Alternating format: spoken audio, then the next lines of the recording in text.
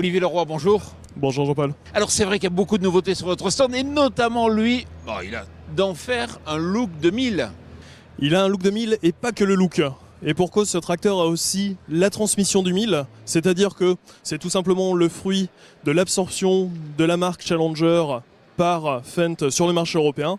Mais on n'a pas uniquement repeint les machines, on les a aussi améliorées d'un point de vue technique avec l'intégration de la transmission HA400 que l'on retrouvait jusqu'à présent sur le 1000 et qui aujourd'hui est disponible sur le nouveau MT série 900, donc qui est composé de différents modèles qui vont de 380 à 430 chevaux. La commercialisation quand en France? Commercialisation dès aujourd'hui, première livraison sur le printemps.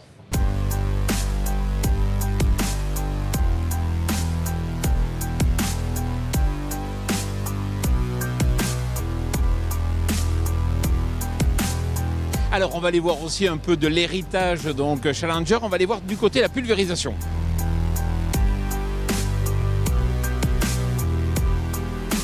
Donc là bien sûr on est dans du costaud, du lourd, de l'automoteur. De l'automoteur qui se prête pour différents types de clientèle, de la clientèle potentiellement entrepreneur, puisque sur cette machine on va avoir un réglable de voie hydraulique en option, on va aussi avoir une garde au sol bien évidemment que l'on peut ajuster de manière hydraulique. On va aussi avoir différentes capacités et différents types de motorisation, donc différentes puissances.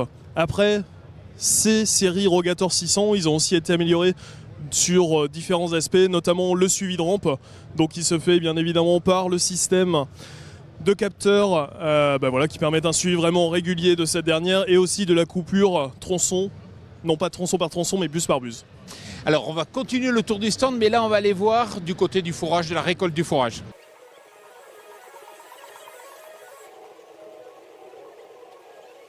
Quand on dit souvent dans Power Boost que vous êtes un full liner, c'est clair, c'est fait.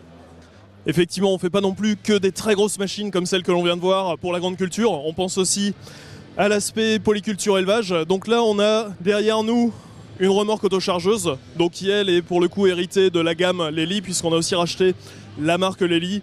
Et aujourd'hui, on va pouvoir diffuser donc de la remorque autochargeuse avec des systèmes de rotor en amont qui ont aussi des particularités qu'on vous laissera découvrir au gré de l'introduction de ces machines. Et on a aussi une autre gamme qui est tout à fait intéressante, notamment toujours pour l'aspect polyculture élevage, c'est des presses à balles rondes, soit à chambre fixe ou à chambre variable.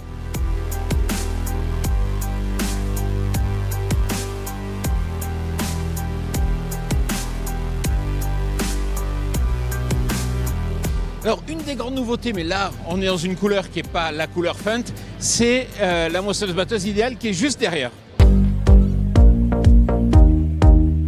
Olivier, pour moi Fendt c'était forcément vert. Alors certains les aimaient déjà en noir. On se souvient des séries Black Beauty, Fendt, donc les séries 900, les séries 800 et ainsi de suite.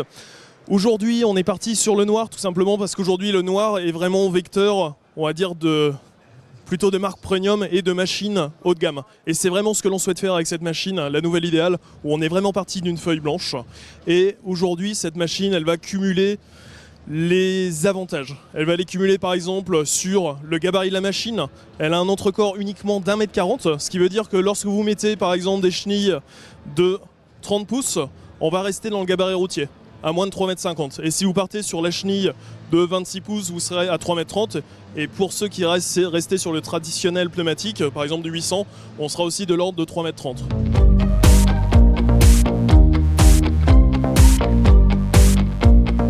Donc sur le capot, on va retrouver donc une dénomination derrière. Cette dénomination, aujourd'hui, sur le marché européen, on va commercialiser les idéales classe 7, 8 et 9. La classe 7, elle va avoir un seul rotor à l'intérieur et les classes 8 et 9 vont avoir deux rotors et aussi un système qui permet d'ajuster automatiquement les réglages de la machine via un cheminement de 52 capteurs acoustiques qui vont permettre de savoir à l'instant T où on se situe et la machine pourra s'ajuster automatiquement pour toujours délivrer le meilleur d'elle-même. Et là encore, commercialisation en France quand ? Alors commercialisation, on va avoir les toutes premières unités de démonstration qui arriveront sur la campagne prochaine pour une commercialisation pleine à partir de 2019.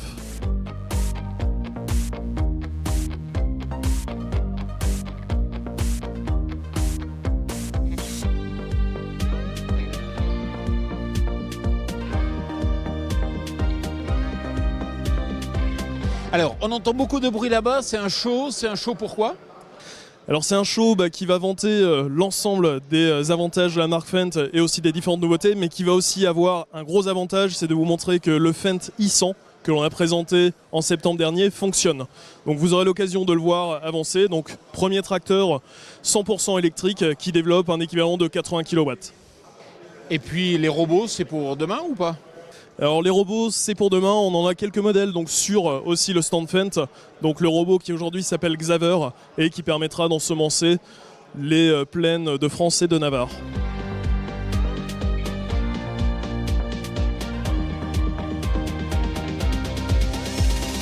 Date de commercialisation prévue ou pas prévue? Alors sur ces machines, on va avoir les toutes premières unités qui vont notamment tourner en Allemagne et qui sont en train de tourner en Allemagne pour les périodes de semis. L'objectif, c'est l'an prochain d'un peu étendre encore cette phase de test et je pense qu'on peut raisonnablement parler d'un objectif commercialisation sous 3 à 4 ans. Olivier Leroy, merci beaucoup pour ce petit tour de stand. Merci à vous. Merci Jean-Paul.